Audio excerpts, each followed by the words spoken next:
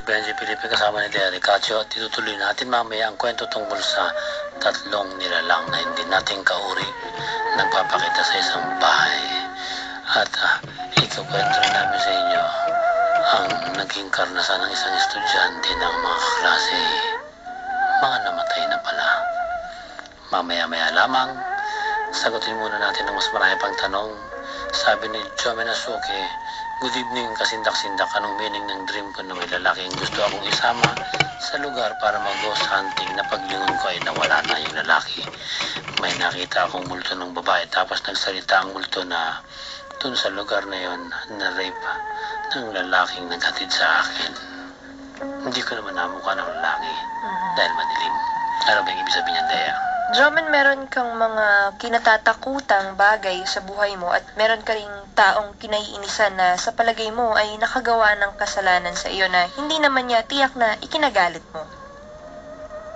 Sabi ni Cirilo Entenya, sana pa matapig niyo naman yung top 25 crimes of the century. Thanks and more power sa program ninyo. Matagal niyo na po akong nagkasubaybay. Maraming salamat sa inyong mungkahi, Cirilo. Gagawin namin yan para sa iyo. Si Gian Cabrillos, "Sir Benji, ano pong ibig sabihin ng panaginip ko na tinamaan daw ako ng kidlat habang nakatingin sa bintana?" Gian, ibig sabihin lang to, nagkakaroon ng pagbabago o maturity sa iyong waking life. Sabi ni Akira Sendo, "Good evening. Pakitapik po ang kulam at pangontra sa kulam." Natalakay ko na ito.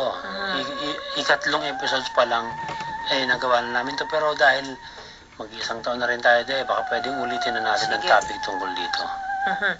Si Agustin Seri Basical, tanong ko lang po ng ibig sabihin ng pag nanaginip ka, palaging nasa sementeryo ka. Madalas po kasi akong nananaginip niyan. Tulad nga ng nabanggit ko kanina, meron kang gustong baguhin sa iyong habit o yung pag-uugali mo.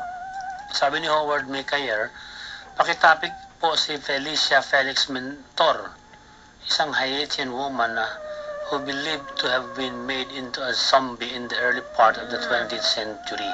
Sige, hahanapin namin ang kwento ni Felicia Mentor. Si Jemima Patagnan, tatanong ko lang po sana anong ibig sabihin ng panaginip ko na nag-skydiving raw po kami nung taong mahal ko. Tapos nung nakababa na po ako, hindi ko na po siya nakita. Pero after ng event, nagkita na po kami sa ibang lugar. Salamat po. Jemima, mayroong sitwasyon sa buhay mo na nais mo pong arukin ang mas malalim na problemang nararamdaman mo.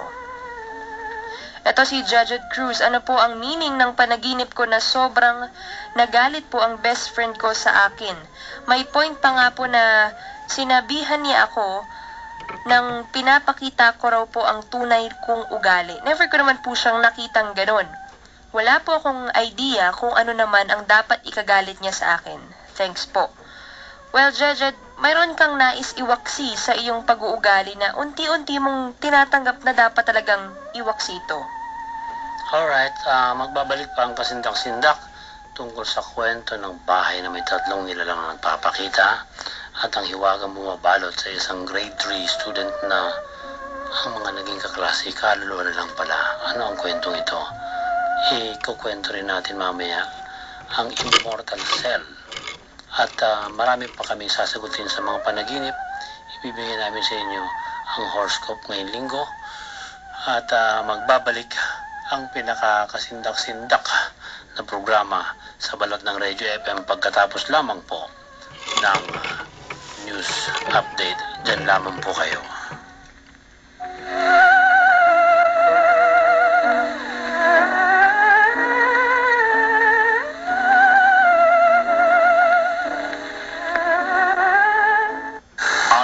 Sa sakuna,